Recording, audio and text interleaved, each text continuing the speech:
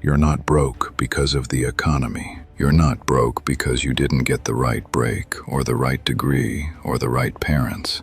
You're broke because your relationship with money is broken, and I'm going to prove it to you in the next 60 minutes, whether you're ready to hear it or not. Let me tell you about Sahil. You know a Sahil. Everybody does. He grew up on the same street you did, same broke neighborhood, same cramped classrooms. You two sat the same exams, stressed about the same fees, stared down the same dead end with the same empty pockets. There was a year, you both remember it, where neither of you had anything. Same starting line, down to the inch.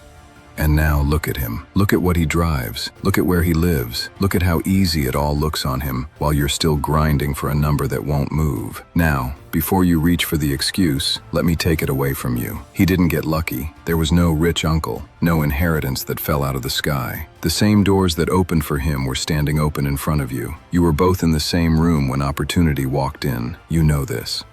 And here's the part that actually burns. He doesn't even work harder than you. He works less. You put in 12-hour days and money runs from you like you're chasing it with a knife. He barely breaks a sweat and it floods toward him. The math doesn't add up, and that's the whole point. If effort was the thing, you would be the rich one. You're not. So effort was never the variable. There's only one real difference between you and Sahil, and you can't see it because it runs in the background of your mind, silent, every second of every day. A frequency. His is tuned to wealth. Yours is tuned, without you ever choosing it, to staying exactly where you started.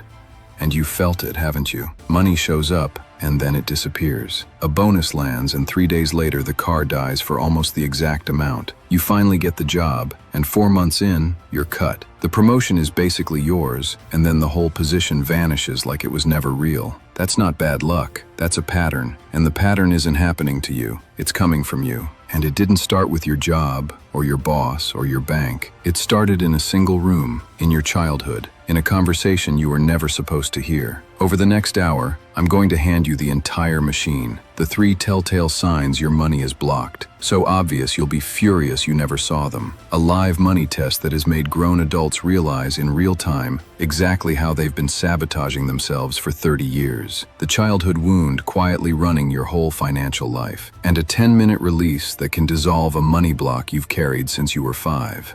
And I'll tell you the truth about Sahil, what he actually did that you didn't. It's not what you think. It's smaller, and it's heavier. And once you see it, you can't unsee it. But you have to watch to the end. Not the middle, the end. Because the one shift that reframes everything else doesn't land until the final stretch. Bail early, and you'll walk away holding the pieces, but you'll never see the picture. So if you're sick of working harder than everyone around you and staying stuck at the same number, if you're done watching money love people like Sahil and run from people like you, sit still, because by the end of this, you're going to see the machine. And the second you see it, you can never go back to being blind to it. Let's go. Here's the mistake you've been making. You've been treating money like it's about hustle, or hours, or luck. It's not. It runs on a law. And until you understand the law, you're just a man throwing punches in the dark while Sahil fights with the lights on. So what makes something a law? 2 things. 1, it's repeatable. Same input, same result, every time. 2, it works for everybody, everywhere. You, Sahil, me, no exceptions. That's the difference between a law and a superstition. A superstition works on a good day for a lucky few. A law works every single time, for every single person. So let's lay the foundation. First principle, everything in the universe is energy. Don't skim that. When I say everything, I don't just mean the things you can touch. You hear everything and you picture objects, a phone, a car, a stack of cash. But those are just the things your 5 senses can pick up. The air moving through your lungs right now, you can't see it, but it's there. It carries energy. There are 1,000 things in the room you're sitting in that you can't perceive at all, and every one of them is humming. That's law 1. Everything carries energy. Law 2, that energy has a frequency, a specific one, an exact signature, not vague, precise. Law 3, and this is the one running your entire financial life. Energy of the same frequency always attracts energy of the same frequency. Picture a radio. Right now, in the air around you, there are dozens of stations playing at once. Music, news, voices, all of it invisible, all of it present. You can't see any of it, but the instant you tune the dial to one exact frequency, it pulls that signal out of nothing and plays it out loud. The Wi-Fi delivering this video to your screen? Same thing. Invisible frequency, pulled in by a device built to receive it. So here's the question that ends the argument. Can you tune your radio to one station and pull in a completely different one? No. If the frequency doesn't match, nothing comes through. Not a maybe, not sometimes. A flat, physical no. That's not a pep talk, that's physics. And here's where it gets bigger than a radio. The total energy in the universe never changes. You can't create it, you can't destroy it. All you can ever do is transform it, move it from one form into another, which is exactly what's written, word for word, in the oldest texts humanity has. Strip away the language, the religion, the names people fight over, and every one of them points at the same thing. Everything is one energy. Some call it the universe, some call it God. The label is irrelevant. The mechanism is identical. Everything is energy. Energy has a frequency. Like attracts like. Every time, no exceptions. Now hold that, because here's what nobody told you. You are running on this exact system, and so is Sahil. The only difference is the channel each of you is tuned to. If everything is energy, and you're part of everything, then you are energy too. Not as a poem, literally. You have a frequency. Sahil has a frequency, not up for debate. But what is you exactly? When I say everything inside you is broadcasting a signal, what's actually doing the broadcasting? 4 things, 4 buttons. Memorize them because they run your whole life. Feelings, thoughts, beliefs, actions. Every feeling you have is a frequency. Every thought you think is a frequency. Every belief you hold is a frequency. Every action you take is a frequency. And it all sorts into 2 channels. Call them positive and negative. When you broadcast positive, you pull in positive. When you broadcast negative, fear, resentment, lack, you pull in more of exactly that. You're the radio now, and the station you're playing is the life you're getting. Here's how airtight this is, and why you and Sahil drifted so far apart. You went to the same school, started in the same place, but somewhere along the way, your frequencies split. His friend group started talking about building things, growth, money, moving up. That group had a frequency, and it pulled Sahil in, and pulled more of the same toward all of them. Meanwhile, the people who only wanted to complain, waste time, and spiral, they couldn't get into that room. Different channel, not personal, just physics, doing what physics does. And you, be honest, which room did you keep ending up in? Now watch this, because this is where you've been getting it dead wrong. Imagine I give you and Sahil the exact same thing. Same $1 million, same funding, same staff, same shot at the hottest opportunity on earth. Identical, down to the cent. I'll tell you the outcome before it happens. If you're the one secretly vibrating low, feeling inferior, quietly jealous of Sahil, comparing yourself every day, believing deep down the market is rigged against you, you fail. With everything handed to you, you fail. And Sahil, take the $1 million away from him. Give him nothing. 0. Hand him some outdated, unglamorous, old-school business nobody wants, but leave his wiring intact. The right feelings, the right thoughts, the right beliefs, the right actions. He doesn't just survive. He blows past the $1 million you were handed for free. That's the part you've had backwards your entire life. You've been treating this like a vending machine. Give me the money first. Give me the opportunity first. Then I'll feel like a winner. Then I'll believe. But the machine never ran in that order. Not for Sahil. Not for anyone. The real sequence is the reverse. You become the frequency of the thing first. You feel it before it arrives. You tune yourself to the channel of the life you want, and then it gets pulled toward you. The right people, the right ideas, the right timing, the right moves, coming out of you almost on their own. That's what it looked like when you watched Sahil. It looked like it just fell into place for him, like cheating, like the pieces of a puzzle sliding together while he sat still. It wasn't cheating. He just tuned in first. You're still standing at the vending machine, waiting for it to pay you before you'll change.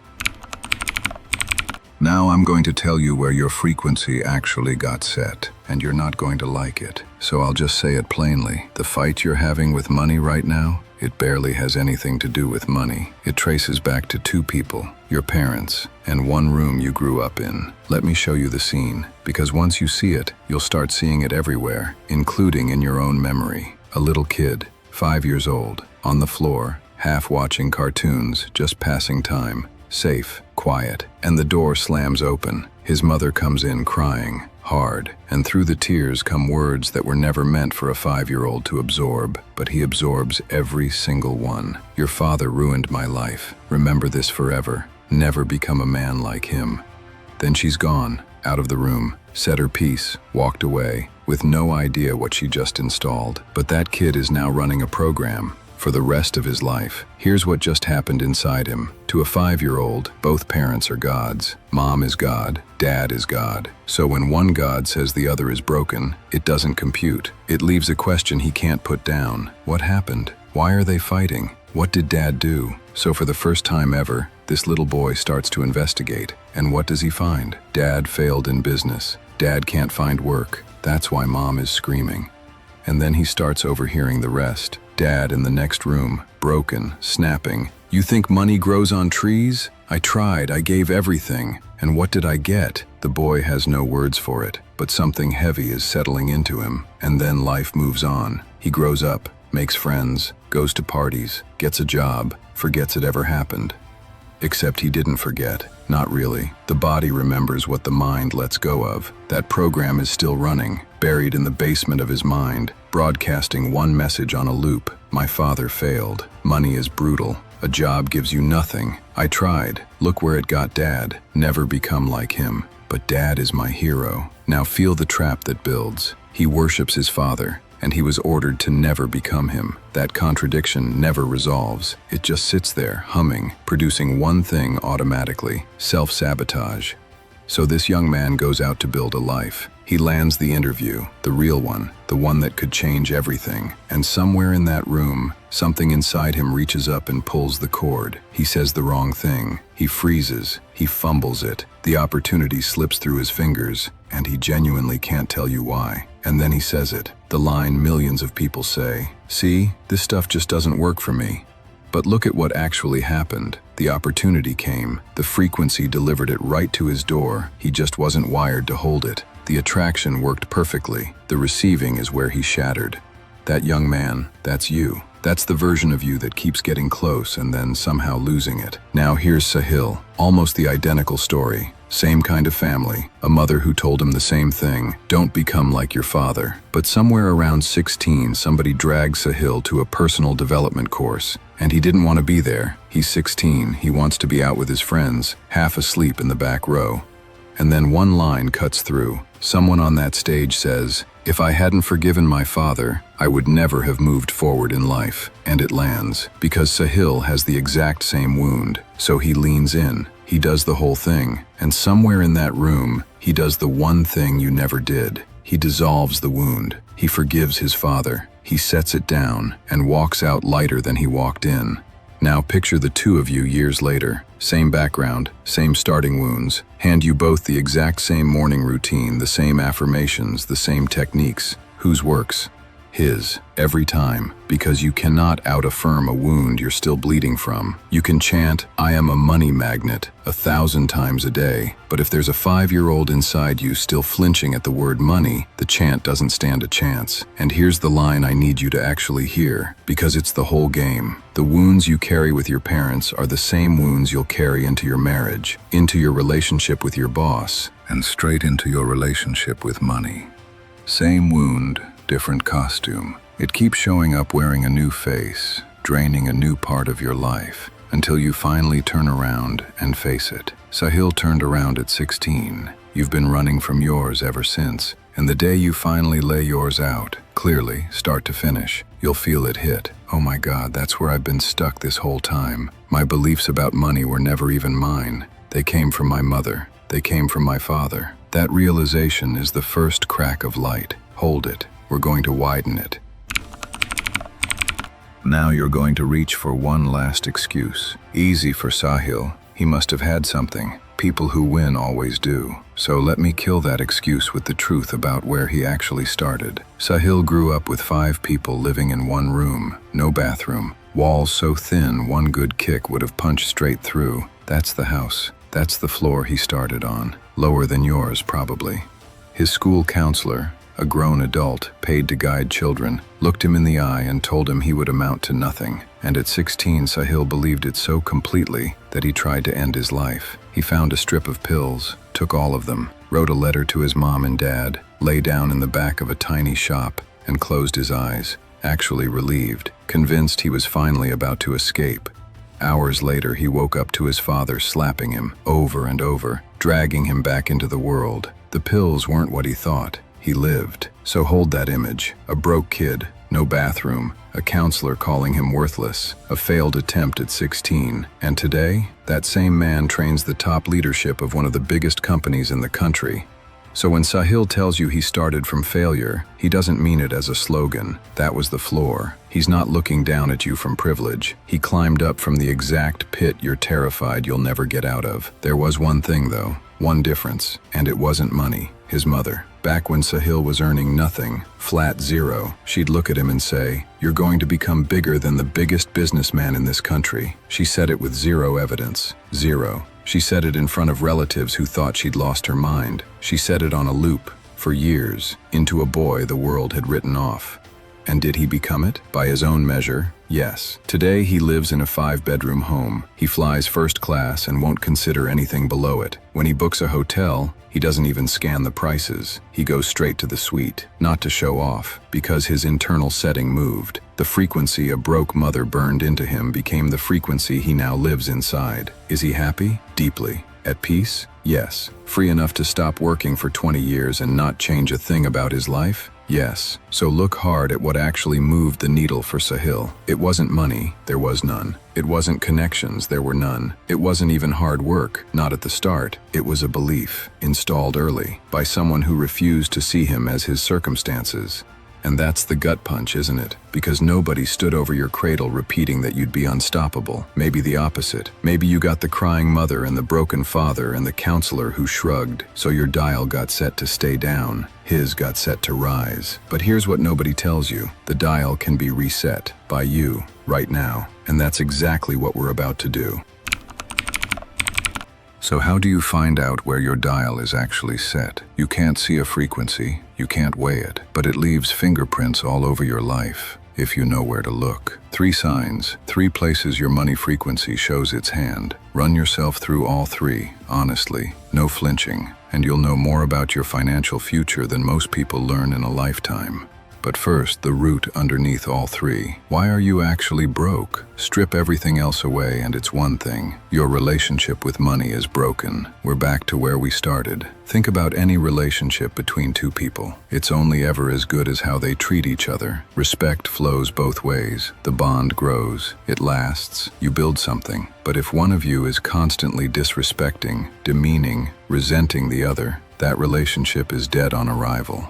Now make the move almost nobody makes. Money is energy. So ask yourself the real question. How do you treat money? Do you respect it or do you resent it, fear it, curse it under your breath every single day? Because if the way you relate to money is poisoned, the bond never grows, no matter how hard you chase. You cannot build a lasting relationship with something you secretly hate. That's the root. Here are the 3 signs growing out of it. Sign 1, your current results. The loudest one, the one you'll want to argue with. But there's no bigger proof in the world than the results already sitting in front of you.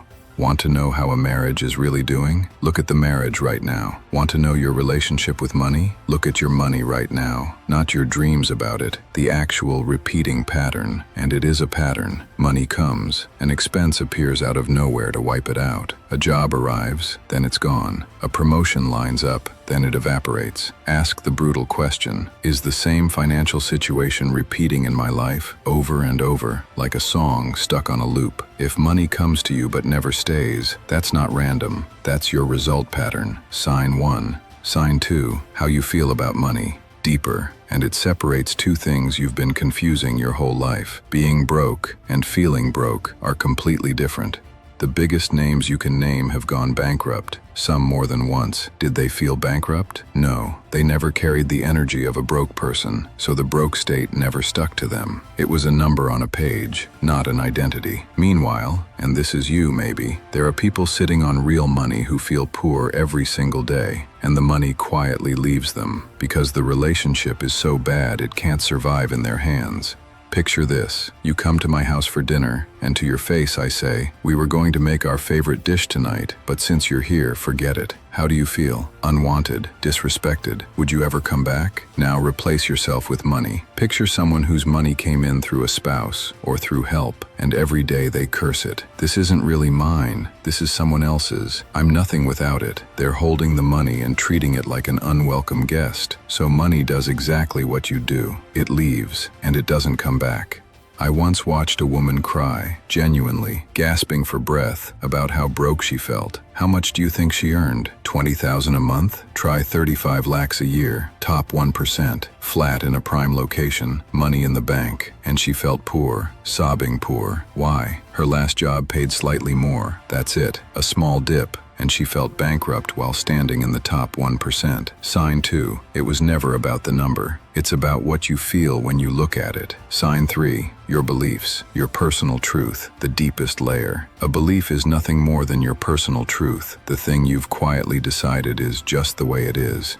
And here's the split that traps you. Your truth has two halves. There's your potential, how big you could actually become, and your current reality, where you sit today. For most people, there's a canyon between the two. You stare at the current reality and call it identity. This is me. This is my ceiling. Sahil did the opposite. He believed in the potential as if it had already happened, and ignored the current reality completely.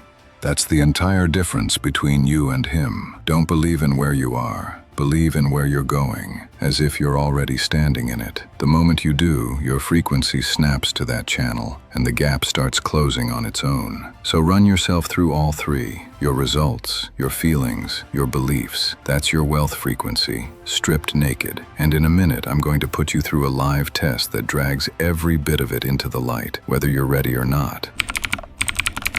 There's an objection screaming in your head right now, so let me kill it before we go on. You're thinking, sure, believe in my potential, but I don't. My results are garbage. How am I supposed to believe in millions when I can't crack the next level? Fair. And here's the answer that flips the whole thing over. You don't have to believe. The single biggest lie in this entire space is that nothing works until you truly believe. That lie has kept more people broke than almost anything else, because belief feels impossible to fake, so people quit before they start. So let's break down where belief actually comes from. Normally, you do something. You get a small result. The result gives you confidence. Confidence becomes belief. You do it again, get a bigger result, more belief. Success, then belief. Success, then belief. That's the normal staircase, and it's slow, and most people fall off it. But here's the secret almost nobody hands you. That's not the only way to build belief. Belief can also be built through pure repetition, no results required. You just repeat the thing, and belief forms on its own, whether you signed up for it or not. You want proof? Look at how the darkest conditioning on earth is manufactured. Nobody argues a person into a radical belief with logic. They take one idea, and they repeat it over and over, until it's burned in. That's the whole mechanism. Repetition becomes belief. Now aim that at your own life. Put one line in front of your eyes every single day. Money flows to me easily. I am built for more. You don't have to believe it on day one. You just have to keep seeing it, keep saying it. A year of that running quietly in the background, and the belief builds itself. The same way Sahil's mother built his, one repeated sentence at a time, into a boy earning 0. So drop the pressure. You're not failing because you can't summon belief on command. You were just never told the cheat code. Don't try to believe, just repeat. The belief will catch up, because the recipe was never faith, it was always repetition. Now it stops being theory, because there's an actual test for this, and when you do it honestly, it rips your hidden money wiring straight out into the open, usually for the first time in your life. It works like a doctor reading a chart. Answer a handful of questions fast, and someone who understands this can tell you what happened in your past and what you're struggling with right now, without you saying a word. That's how reliable these patterns are. The rule is speed. Every answer in 3 seconds. No thinking, no editing, because the truth lives in your gut. The second you start thinking, you start lying to yourself. So as I read these, answer in your head, instantly. Don't perform, don't clean it up. When you set a big, scary target, do you feel comfortable or uncomfortable? When you don't hit it, do you feel stressed and defeated, or calm, like it'll come next time? When money comes easily, no struggle, no grind, does it feel good, or does it feel suspicious, like something must be wrong? When someone offers to give you money, a gift, a commission, help you genuinely earned, do you take it freely, or does something inside you tighten and say, no, I can't accept that? Sit with that last one, because that's where most people leak the most. Now let me show you what this looks like when it catches a winner, because it doesn't only catch broke people. Picture a sharp, hard-working, successful man taking this test, and the words that keep surfacing are responsible, hard work, I have to earn it. Sounds like strength, doesn't it? Watch what's hiding underneath. Ask him, does someone who feels deeply responsible about money attract it effortlessly or effortfully? And without missing a beat, it'll take hard work. There it is. The tell. His relationship with money is, I must bleed for every rupee. So what happens when the universe tries to hand him $100 million opportunity through an easy door? He flinches. No, something's off. There's no struggle here. It can't be real. He turns it away. Not because it's a scam, because it's easy, and his wiring only trusts money that arrives bleeding. Here's the math that traps him, and maybe you. If you believe money only comes from work, then your income is capped at exactly how much work one human body can physically produce. One person, one set of hands, one finite tank of energy. But your dreams are the size of 1,000 people's output, so there's a permanent ceiling built into your own beliefs. The goal needs the energy of 1,000. The belief only allows the input of 1. That gap can never close through effort. The input physically cannot create that output. And the people Sahil looks up to, the billionaires, ask them how hard they work relative to what they earn, and most of them laugh. They'll tell you they don't do even 5% of the work that would justify the money. They stopped trading hours for wealth a long time ago. They changed the quality of the energy, not the quantity. So if you work like a printer, whatever ink goes in is exactly what comes out. Input equals output. Understand the wall you've built. You only have so much ink, and your dreams are the size of 1,000 prints. That's your ceiling. And the cruelest part? You can't see your own wall because it's standing 2 inches from your face. You can smell everyone else's pattern instantly. You've been smelling Sahil's luck for years. You just can't smell your own. That's exactly why a test like this matters. It hands you the one mirror you physically cannot hold up by yourself. Okay, you've seen the wall. You know where you're blocked. The only question left is, how do you actually move it? 2 parts, and you need both. The first is awareness, which we just did. You can't release a block you can't see. The moment you spot it, half its power drains out. But awareness alone can trap you, because if the realization hits too hard, oh no, this is why I've been broke my whole life. It can flatten you. Now you see the wound, but you're just standing there bleeding, staring at it. That's why you need the second part, a release. There's a technique built on the science of the body's energy points. The idea is simple. Emotions don't just float in your head, they get stored in the body. They lodge in specific points, harden over time, and if you never release them, they eventually surface as stress, as tension, even as sickness. So you go to those points and you tap, lightly, gently, while you speak the truth out loud. You name the block. Saying no to money, release. The belief that I have to earn every rupee, release. The idea that money can't come easy, release. And then you replace it. I am now willing to receive money from every direction, with hard work and free and as a gift and as grace, in any way it wants to come to me, because I'm willing to honor it exactly as it is.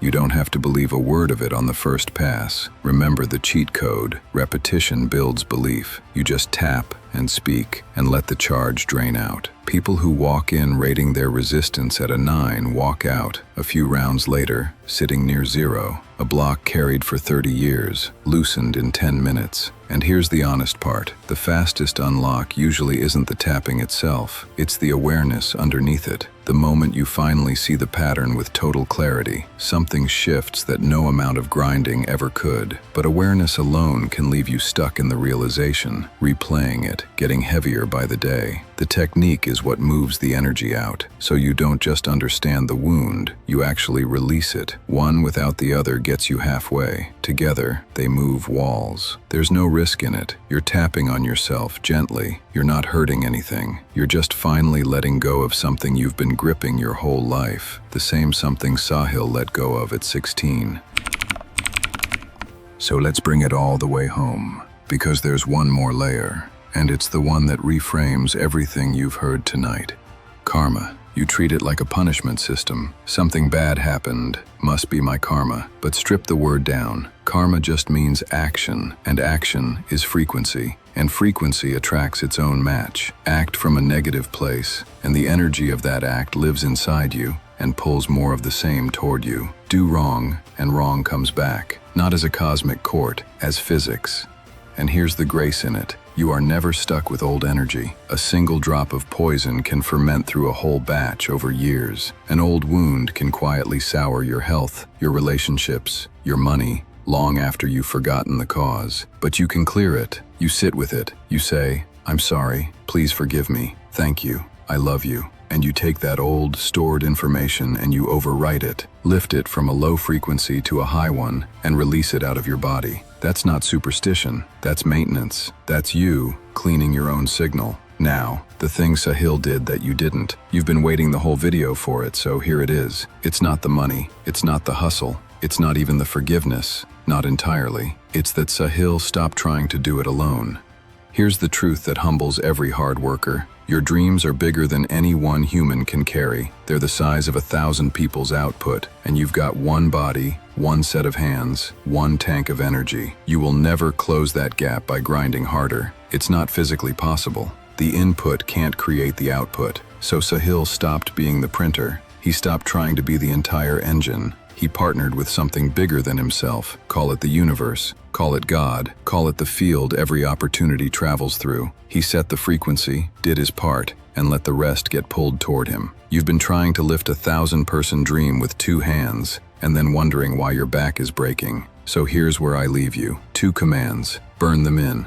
1. Decide today that not making money is not acceptable. Not as cruelty, as a standard. The opportunities are everywhere, more than at any point in human history. Sell something, build something, serve someone, but never let your mind off the hook with, "There's no opportunity." There always is. Your job is to tune in and receive it. 2. Find the person who believes in you more than you believe in yourself. Because the real purpose of love was never to find someone who simply loves you. It's to find someone who believes in you so completely that you finally start believing in yourself. Sahil will tell you straight, he doesn't make it out of that one-room house without a mother who saw it first. Her belief became his frequency. Find yours, or become that for someone else. And now look back at the whole thing. You came in thinking this was about money. It was never about money. It's about the signal you've been broadcasting since you were 5 years old, and whether you've got the nerve to change the channel. Your results, your feelings, your beliefs, they were always just the dial. Sahil isn't smarter than you. He isn't luckier than you. He didn't work harder than you. He just tuned in first, and then refused to do it alone. So the only question left is the one you have to answer by yourself after this screen goes dark. What frequency are you choosing to live on now? If even one thing in this cracked open for you, do 3 things. Subscribe so I keep making these. Drop the one line that hit you hardest in the comments so I know where to go deeper. And send this to the one person you know who's stuck, because one conversation at the right moment has changed entire lives. I'll see you in the next one. Until then, keep figuring it out.